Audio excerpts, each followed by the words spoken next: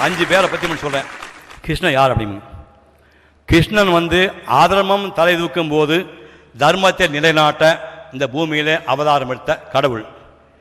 இந்த கிருஷ்ணனை பீஷ்மர் விதர் 2 பேர் தான் கடவுள் அவதாரம்னு ஒத்துக்கிறாங்க. பாக்கி உள்ளவங்க எல்லாமே யாதவ குலத்தினுடைய மன்னன் தான் அப்படின்ட்டானுங்க.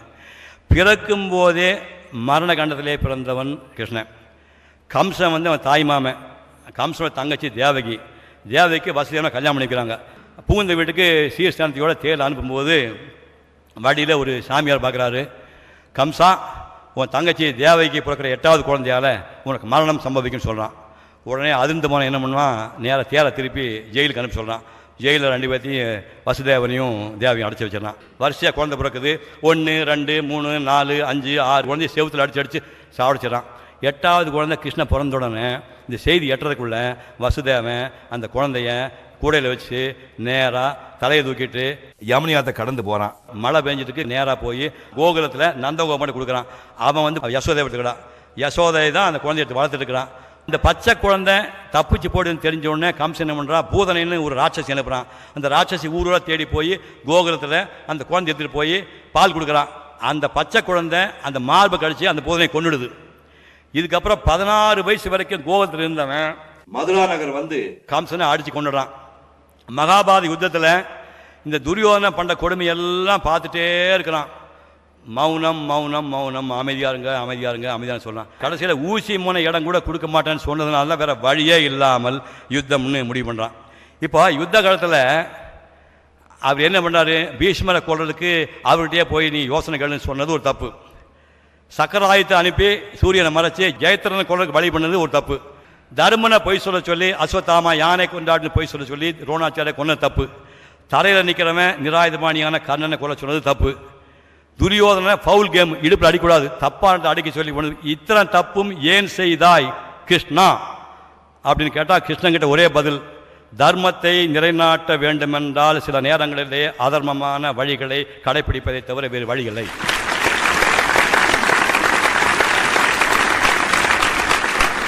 அப்புறம் ஏன் நீ பீஷ்மர் துரோணாச்சாரியார் கர்ணன்லாம் மாவீரர்கள். இனிமேல் நம்ம காலத்தை பார்க்க முடியாது. இனிமேல் ஒரு பீஷ்மர் இனிமேல் ஒரு துரோணாச்சாரியார் கர்ணன் வரவே மாட்டாங்க. அவர்கள் ஏன் கொன்றாய், அதர்மத்தின் பக்கத்திலேயே அவர்கள் நின்றார்கள் அதனால் கொன்றேன் அப்படின்னு முடிச்சான். அடுத்தது தர்மம். நல்லவன் அடக்கமானவன் அன்பானவன் அனந்தம்பி அரவணைச்சு போவான் எல்லாம் கேட்க நல்லா இருக்கு. அவனுக்கு இந்த சூதாட்டத்தில் ஒரு சின்ன சபலம் அதனுடைய விளைவாகத்தான் 12 வருஷம் வனவாசம் 1 வருஷம் தலைவர் வாழ்க்கைன்னு அவங்க வாழ வேண்டிய ஒரு நிலைமை வந்துச்சு. ராஜசூய யாகம் முடிஞ்சுது. 56 ராஜாக்கள் மரியாதை பண்ணிட்டாங்க. இப்போ வியாசர் வந்தார். தர்மா, உன் வாழ்க்கையில் சந்தோஷமான நாள்னு நீ எதெல்லாம் சொல்லுவான்னு கேட்டாங்க. ஐயா, சந்தோஷமான நாள்னா நான் இன்னைக்கு தயார் ரொம்ப சந்தோஷமான. எப்படின்னா, எத்தனை நாட்டு ராஜாக்கள் வந்தாங்க, எப்படிலாம் மரியாதை பண்ணாங்க, சொல்லவே முடியாதுங்க, அவ்வளோ சந்தோஷமாக இருக்கேன் அப்படின்னா. அளவு கடந்த சந்தோஷம் வந்தால் அளவு கடந்த துன்பமும் கூட வரும் உனக்கு தெரியுமா அப்படின்னாரு. ஐயா, ஏதாவது சாபம் கீபம் கொடுக்குறீங்களா ஐயா? அதெல்லாம் இல்லை. மேலே 100 அடி போனால் பள்ளத்தாக்கு 100 அடி இருக்குது. 5000 அடி மேலே போனால் 5000 அடி பள்ளத்தாக்கு. அது மாதிரி இன்பம் வந்தால் கூடவே துன்பம் வரும்னா என்னையா சொல்கிறீங்கன்னா, எண்ணி 13 ஆண்டுகளிலே இந்த குரு வம்சம் உன்னால் அழியும். காதலிட்டான் தர்ம. ஐயா, நான் என்னையா பாவம் பண்ண, நீங்க சாபம் கொடுக்குறீங்களா ஐயா? இல்லை இல்லை, விதிக்கப்பட்டது தப்பிக்கவே முடியாது. மௌனம் மௌனம் மௌனம், பொறுமை பொறுமை பொறுமை, இறைவன் காலை பற்றிக்கொள். அப்படி என்ன பண்ணும்னா, படாத பாடுபட்டு உருவாக்குனீங்களே இந்திரபிரஸ்தம் அரண்மனை, இது உன்னை கை வெட்டி போகும்னா பொறுமையாக இருப்பாயா? போரை தவிர்க்க வேண்டும் என்றால் பொறுமையாக இருப்பேன். நடுக்காட்டில் நீங்கள் தூங்கும்போது கூட காவல் தெய்வமா இருக்கான பீமன் உயிருக்கு ஆபத்து வந்தால் பொறுமையாக இருப்பாயா? போரை தவிர்க்க வேண்டும் என்றால் பொறுமையாக இருப்பேன். குலமகள் பாஞ்சாலி மானபங்கப்படுத்தப்பட்டால் பொறுமையாக இருப்பாயா? போரை தவிர்க்க வேண்டும் என்றால் பொறுமையாக இருப்பேன். அதனால் தான் அன்று பொறுமையாக இருந்தான். கர்ணன் செத்து போய் கிடக்கிறான். அம்மா காரி குந்தி போனான். ஓடி போய் கர்ணன் எடுத்து மடியில் வச்சா, அழுதா. கிருஷ்ணகிட்ட கேட்டான் தர்ம, அவன் சேர்த்து போனேன் எங்கம்மா எதுக்கு அழுகிறா அப்படின்னா, உங்கள் அம்மாவிட்ட கேளுன்னா. ஏம்மா என்னம்மா யாரும்மா எதுக்கம்மா நீ அழுகிறானா? இவன் தான் உன் அண்ணன், உன் மூத்த அண்ணன் அப்படின்னா. ஆடி போயிட்டான், கலங்கி போயிட்டான். என்ன காரியம் செய்து விட்டாய் தாயே, நீ மாபாதகம் செய்து விட்டாய், பேரழிவு செய்து விட்டாய். இந்த ஒரு ரகசியத்தை காப்பாற்றுறது மூலமா பீஷ்மர் போயிட்டாரு, துரோணர் போயிட்டாரு, மாவீரன் கர்ணன் போயிட்டான், எங்க பெரியப்பா பசங்க அத்தனை பேர் போயிட்டான். எவ்வளவு பெரிய எத்தனை பேர் தாலி எடுத்திருக்காங்க, எவ்வளவு பெரிய கொடுமை செய்து விட்டாய். இந்த ரகசியத்தை மட்டும் நீ ஓபன் பண்ணி சொல்லியிருந்தா நாங்க எங்க அண்ணனை விடுவோமா? இந்த சண்டை போட்டிருப்போமா? துரியோதன சண்டை போட்டிருப்பானா? மாபெரும் தவறு செய்து விட்டாய். அதனால் இன்று ஒரு சாபம் விடுகிறேன், பெண்கள் மனதிலே ரகசியம் தங்கக்கூடாது என்று உங்களுக்கு சாபம் விட்டு போயிட்டான் 3500 வருஷம் முன்னாடி. அதனால தான் உங்களால் ரகசியத்தை காப்பாற்ற முடியவில்லை. நீங்க ரகசியம் வச்சுதான் சந்தோஷம் வச்சுங்க. அந்த அம்மா என்ன பண்ணுவான்? எங்க அம்மா சொல்லியிருக்கிறா யாருக்கிட்டையும் சொல்லக்கூடாதுன்னு, உங்ககிட்ட மட்டும் சொல்றேன், வெளியே யாருக்கிட்ட சொல்லிடாதுன்னு சொல்றமில்ல. நம்மளால ரகசியத்தை காப்பாற்ற முடியாது. எனக்கு தெரிஞ்சவனுக்கு யாரும் காப்பாற்றல, உங்களுக்கு சாபம் கொடுத்துட்டு போயிட்டாம.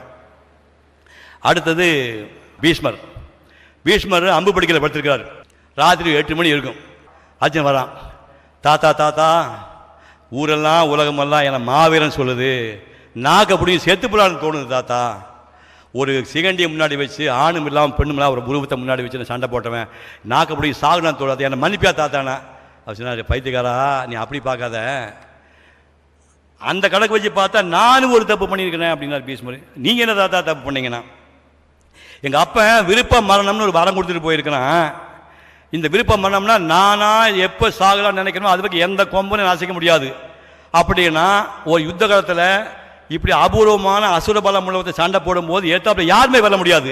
அப்படி அபூர்வமான பலத்தோடு யுத்த காலத்தில் நின்றது நாம் மட்டும் தப்பு தானே. சிகண்டியை வச்சு சண்டை போடுறது உனக்கு தப்புன்னு சொன்னால், அசுர பலத்தோட போக்குறதுக்கு வந்து நாம் மட்டும் தப்பு தான். 2 தப்பு சரியாக போச்சு. இருந்தாலும் உன் அம்பு என் உடம்பை துளத்திலே நான் சந்தோஷப்படுகிறேன். அடுத்து கர்ணன் வரான். கர்ணன் என்ன சொன்னால், இந்த தாத்தையை வந்து போக்குறதுக்கு வரைக்கும் நான் சண்டை போடாமல் சொன்னேன் இல்லையா, இப்போ நாளைக்கு துரோணாச்சாரியர் சண்டை போட வந்த கர்ணன் வர்றான். பீஷ்மர் காலை தொட்டு கும்பிட்றான். பீஷ்மர் பார்க்குறாரு, குந்தி மகனே வா. அழுகிறான். ஐயா நான் குந்தி மகன் உங்களுக்கு தெரியுமா ஐயா? உண்மையிலேயே தெரியுமா ஐயா? சூதன் மகன், தேரோட்டி மகன், உலகமே என்னை கேவலமாக பேசுது. நான் குந்தி மகன் தெரிஞ்சு கூட இந்த மாதிரி ஒரு மாவீரர்களை சண்டை போட பாக்கியத்தை நான் கொடுக்காம பண்ணிட்டீங்களே, நீங்கள் பண்ணது நியாயமாயா அப்படின்னா. அதுக்கு பீஷ்மர் சொன்னார், முட்டாளே முட்டாளே முட்டாளே முட்டாளே, 1000 வருஷத்துக்கு ஒரு வாட்டி தான்டா ஒரு கர்ணம் பிறப்பான். 1000 வருஷத்துக்கு ஒரு வாட்டி தான்டா ஒரு கர்ணம் பிறப்பான்.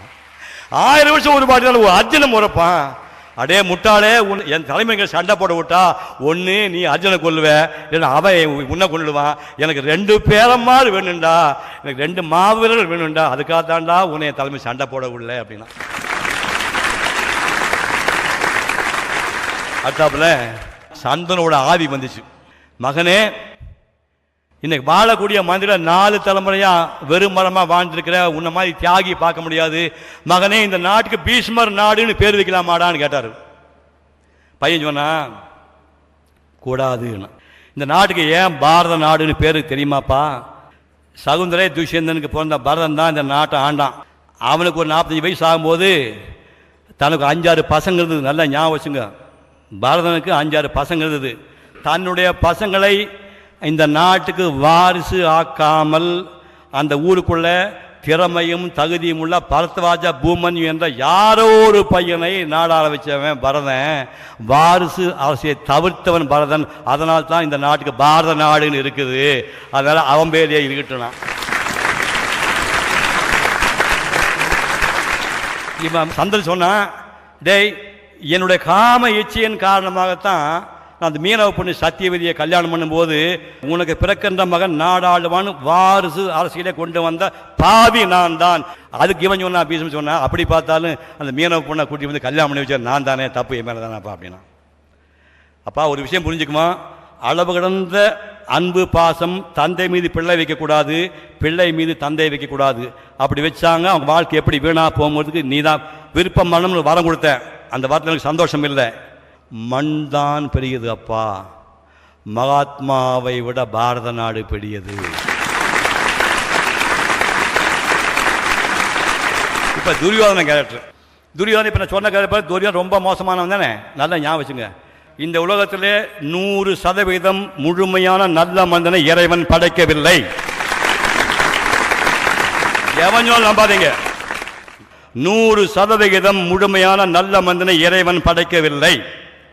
மிக நல்ல மனிதன் என்ற சொல்வனிடத்திலே 75% நல்ல தன்மையும் 25% மோசமான தன்மையும் உண்டு. மிக மோசமான மனிதனிடம் 25% நல்ல தன்மையும் 75% மோசமான தன்மையும் உண்டது. அந்த கணக்குப்படி பார்த்தால் துரியோதனன் உங்களை பொறுத்தவரையிலே அவன் ஒரு சிடுமூஞ்சிக்காரன், முன்கோபி, அடுத்த விஷயத்துக்கு ஆசைப்படுறவன், பெரியவங்களை மதிக்க மாட்டான், எல்லாம் வச்சுங்க, அப்படியே வச்சுங்க. ஆனால் ஊரும் உலகமும் உதாசீனப்படுத்தி ரோட்டில் விட்ட போது அந்த கர்ணனுக்கு நாட்டை கொடுத்து கஜானாவை கொடுத்து கொடையோடலாக்கிய ஒரே மனிதன் வந்தான். நல்லா ஞாபகம் வச்சுங்க, கர்ணன் கொடுத்த கஜானா அவன் அப்பன் வீட்டு சொத்து இல்லை, அது துரியோதனன் கொடுத்தது. ஊரா விட்டு நெய்ய பொண்டாட்டி கையங்கிற எடுத்து இவன் கொடுத்த கஜானா விட்டுட்டே இருக்கிறான். அப்போ நாம் என்ன சொல்லுவான், அயோக்கிய பைய ஊதாரி பயலாக இருக்கான், நான் கஜானா கொடுத்தேன் எடுத்து இவன் பாட்டுக்கு விளம்பிட்டு இருக்கிறான் என்று சொல்ல வேண்டுமல்ல. ஒரு நாள் கூட தன்னுடைய கஜானா பணத்தை எடுத்து கர்ணன் கொடுக்குறான்னு சொல்லவே இல்லை துரியோதனன். அப்புறம் இந்த உலக எந்த மனிதனும், எவ்வளவு தன்னம்பிக்கையுள்ள மனிதனும் தன் மனைவியை இன்னொரு ஆணிடத்திலே அந்த புறத்திலே படுக்கையை விட்டு செல்ல மாட்டான். அண்ணனாகட்டும் தம்பியாகட்டும் எவனாக இருந்தாலும் தன்னுடைய மனைவியை அந்த புறத்திலே படுக்கறையிலே தனியாக விட்டு வெளியே போக மாட்டான். மனைவி பானுமதியையும் கர்ணனையும் அந்த புறத்திலே பகடையாட விட்டு வெளியே போகின்ற பரந்த மனசு துரியோதனனுக்கு இருந்தது, யாரும் கிடையாது. அவன் செய்தான் அந்த பரந்த மனசு. அதே போல அந்த 6வது நாள் யுத்தத்தில் கெஞ்சினாவன், அப்பா கொத்து கொத்தா தம்பி சாகிறாங்கடா, வாடாப்பா, பீஷ்மேல கோவம் வந்த பரவாயில்ல, தயவுசெய்து வாடாப்பான்னு கெஞ்சினாங்க. சொன்னால் சொன்னதான் சொன்னான். நமக்கு எவ்வளோ கோபம் வரும். ஏண்டா நடு ரோட்டில் நாதியில் சுத்திட்டு இருந்த நாயினையே உனக்கு ஒரு நாட்டை கொடுத்து இவ்வளோ மரியாதை பண்ணதுக்கு நீ காட்ட நன்றி ஆயுது கேட்க வேண்டும் அல்லவா? கேட்கவில்லை. நண்பா உன் உணர்ச்சியை மதிக்கிறேன் என்று சொன்னான். 17வது நாள் யுத்தம், கர்ணன் செத்து போயிட்டான்.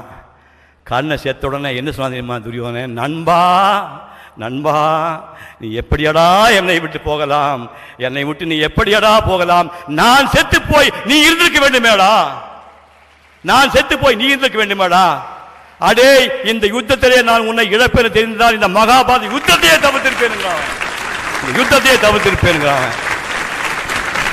அன்னைக்கு ராத்திரி அம்மா கூப்பிடுறா, காந்தாரி மகனே என்னுடைய கற்பின் தவத்தை உனக்கு அவசமாக்குறேன், துரியோதனா பிறந்த மேனியாவா அப்படின்னு காந்தாரி சொல்கிறான். துரியோதனன் போய் குடிச்சிட்டு பிறந்த மேனியா வந்தான். நம்ம கிருஷ்ண பரமாத்மா சும்மா இருப்பாரா, பார்த்தாரு. ஹேய் ஏண்டா அம்மா சொன்னால் கூட உனக்கு அறிவு இல்லையாடா, இவ்வளோ பெரிய கழுமரமாக இருக்கிற அம்மனத்தோட போகிற, போடா போடாண்ணா. ஐயோ இப்படி போனால் அசிங்கமாக இருக்குமோன்னு போய் வாழை இலை எடுத்து இடுப்பு பக்கம் மறைச்சிட்டு இவன் போனான். அம்மாக்காரி தீட்சணமான பார்வைப்பட்டுச்சு. அந்த அம்மா பார்வைப்பட்ட எல்லா இடமே வஜ்ரமாக ஆகிவிட்டது, எந்த ஆயுதமும் தாக்க முடியாது. அந்த வாழை இலை இருந்து பார்த்தீங்கன்னா அந்த இடத்துல மட்டும் பலவீனமாக இருந்துச்சு. அந்த இடத்தை பார்த்து நம்ம கிருஷ்ண பரமாத்மா அடிடாங்கன்னு சொல்லிட்டு அழைச்சிங்க கொலஸ் பண்ணி விட்டான். புரியுது உங்களுக்கு? ஆக கடைசியில் அந்த அஸ்வத்தாமா போய் அந்த 5 குழந்தை தலையை வெட்டிட்டு வரும்போது என்ன சொன்னா, அடே இளங்குத்துடா பச்சை குழந்தைகளா, அது ஏண்டா கொண்டேன்னு சொன்னா, அவ்வளவு பரந்த மனசு துரியோதனன். ஆகவே எவனை நீ மோசமாக நினைக்கிறீங்களோ அவனிடத்தில் சிறப்பான குணங்கள் இருக்கிறது என்பதை நீங்கள் புரிந்து கொள்ள வேண்டும். கடைசியாக கர்ணன் மேட்டர். இந்த உலகத்தில் இருக்கிற அத்தனை பேர் யாராக இருந்தாலும் நான் ஏன் பிறந்தேன் நான் ஏன் பிறந்தேன் என்று தாழ்வு மனப்பான்மையாக கஷ்டப்படுங்க யாராக இருந்தாலும் கர்ணனை உங்களுக்கு வழிகாட்டியாக எடுத்துக்கொள்ளுங்கள். பிறந்தவுடனே தாய்ப்பால் கூட கொடுக்காம ஆற்றுல அம்மா வச்சு விட்டுட்டான். வித்தகத்துக்கு போன இடத்துல யாருமே சோதன்மானுக்கு வித்தகத்துக்கு கொடுக்க மாட்டேன்ட்டாங்க. வித்தகத்துக்கு கொடுத்த பரசுராம முனிவரும் உனக்கு உயிராபத்து வரும்போது நான் கற்றுக் கொடுத்த வித்த காணா போட்டு சாபம் கொடுத்துட்டாரு. இங்கே கவச குண்டத்தை தேவேந்திர அறுத்து வாங்கிட்டு போயிட்டான். இந்த ஆயுதத்தை விடக்கூடாதுன்னு சொல்லி அம்மா சத்தியம் வாங்கிட்டு போயிட்டான். எல்லாம் போயாச்சு. இப்போ கர்ணன் 4ஆம் படைக்கு தான் தலைவன் சொன்ன கோவிச்சு வந்துட்டான். பின்னாடியே கிருஷ்ணன் வர்றான். கிருஷ்ணன் ஒரு விஷயம் சொல்கிறான், என்னையா ஒரு மாவீரனையும் ஒரு ஒத்த ஆளாக இருந்து நீ வந்து இத்தனை அடிக்க முடியும், உன்னை போய் 4 ஆம்பளை தலைவன் ஆக்கிட்டான் பார்த்தியா பீஷ்மர், நீ பேசாமல் அந்த பக்கம் வந்துரு அப்படின்னா. அப்பவும் ட்ரை பண்ணுறாரு. சொன்னா இல்லை, அது பாண்டவர்கள் நடத்துகின்ற யுத்தம் அல்ல, பாஞ்சாலி நடத்துகின்ற யுத்தம். அந்த பாஞ்சாலி நடத்த யுத்தத்தில் அந்த நாராயணனே வெல்ல முடியாது. அன்னைக்கு அந்த பாஞ்சாலியை கொண்டு வந்து உயிர் எரிஞ்ச போது நானும் அந்த மண்டபத்தில் இருந்தேன். எனக்குள்ள ஒரு சைத்தான்னு பூந்துருச்சுன்னு நினைக்கிறேன். 5 பேருக்கு மனைவி வந்துட்டு எதுக்கடி 10 வேஷம் போடுற, போய் தொடையில் உட்கார்னு சொன்னேன். இந்த நாக்கால் அந்த வார்த்தை உச்சரித்தேன், இந்த பிறவிகளே எனக்கு மன்னிப்பு கிடையாது அப்படின்னு வருத்தப்படுறான். 5 பேரையும் 2 முறை போலே தப்பித்து விட்டவன். இப்போ உடம்புல குற்றுயிராக இருக்கிறான், உடம்பு பூரா ஜல்லடை மாதிரி அம்பு தொலைச்சிட்டு இருக்குது, உயிர் போக மாட்டேங்குது. கிருஷ்ணன் கேட்டான் அர்ஜுனன், என்ன கிருஷ்ணா இப்போ கூட சாக மாட்டேங்கிறானே, என்னையா பண்ணுறதுனா? என்ன பண்ணுறது, தர்ம தேவதை மடியில் படுத்திருக்கிறானே அப்படின்னா. அப்போ சாகவே மாட்டானா, இந்த வரன்ட்டு போயிட்டு ஒரு அந்தன வேஷம் போட்டு, வயசான ஒரு தாத்தா வேஷம் போட்டு போய் பிச்சாந்தேகி அப்படின்னா மேல் மூச்சு கீழ் மூச்சு வாங்கிட்டு இருக்குது. சொன்னாவன் இப்போவோ அடுத்த முன்னாடியே உயிர் போக போகுது, இந்த நேரத்தில் கூட வந்து எங்கிட்ட பிச்சை கேட்குறியா, அந்த அளவுக்கு என் மேலே மரியாதை வச்சுருக்கு, இதை விட சந்தோஷம் எனக்கு என்னையா இருக்கும்னா. ஆனால் இப்போ எங்கிட்ட கொடுக்கத்தான் ஒன்றுமே இல்லையேண்ணா. இருக்குது, இத்தனை வருஷமாக தானம் பண்ணி சம்பாதிச்ச புண்ணியத்தை நீ தானம் பண்ணலாம்னா. ஓ அப்படி ஒரு வசதி இருக்குதா, எடுத்துக்கோண்ணா. வெறும் வாயில் சொன்னால் பிரயோஜனம் இல்லை, நீர் பார்த்து கொடுக்க வேண்டும்னா. போர்க்களத்தில் நீருக்கு எங்கே போவேன்னு ஒரு வினாடி யோசனை பண்ணா, நெஞ்சு இதயத்தில் குத்திட்டு இருந்த ஒரு அம்பை உருவனா, குப்புகுண்டு ரத்தம் வந்து எடுத்தான் கையில் விட்டான். இந்த வினாடி இத்தனை ஆண்டுகள் நான் சம்பாதித்த புண்ணியத்தை உனக்கு தாரை பார்த்து கொடுக்கிறேன், இந்த வினாடி தானம் பண்ணுறேன், இதுக்கான புண்ணியத்தையும் தாரை பார்த்து கொடுக்குறேன்னா. கிருஷ்ணன் கண்ணுகளே கட கட கடன்னு கண்ணீர், கிருஷ்ணபுரம் பார்த்தா கண்ணில் தாரையாக கண்ணீர் போகுது. இப்போ சொன்னார், கருணா உன்னை போல் ஒரு மனிதன் இந்த மண்ணிலே இனி பிறக்கவே மாட்டான் என்று சொன்னான். அது மாதிரி இன்னும் இந்த மண்ணில் ஒரு பிறக்கவே இல்லை. இப்போ கிருஷ்ணன் வந்து சொந்த ஊருக்கு வந்துட்டான். எப்பா ராஜா, நான் கிருஷ்ணன்டா, நான் வந்து அந்தன் இல்லைடா, பிச்சைக்காரனடா, ஏதாவது வேணா கேளுன்னா. கர்ணன் சொன்னா, எனக்கு எப்பவுமே கொடுத்து தான் பழக்கம், கேட்டு பழக்கம் இல்லை. கிருஷ்ணன் கேட்குறப்பா, தயவுசெய்து ஏதாவது கேளப்பா, தயவுசெய்து கேளப்பா அப்படின்னா. சொன்ன ஒரு வார்த்தை, அறிஞ்சோ அறியாமலோ நான் பண்ணின தவறுனால மீண்டும் மனுப்பதை இழுத்தால் இல்லைன்னு வந்து கை நீட்டுறவங்களுக்கு இல்லைன்னு சொல்லாத மனசை கூடுன்னு சொன்னான். அதுக்கு அவன் சொன்னான், பைத்தியக்காரா வெறும் மனசு வச்சு என்ன பண்ணுவேன், அது கொடுக்க செல்வம் வேணும், செல்வம் கொடுத்தா. அல்லல் வினையால் எண்ணம் உற்பவம் உண்டாயினும் 7 பிறப்பும் இல்லை என்று இறப்போக்கு இல்லை என்று உரையா இதயம் நீ தந்தருள் என்றான்னா. அதோட செல்வத்தையும் கொடுத்தான், வார்த்தையும் கொடுத்தான். இதுதான் மகாபாரத கதை.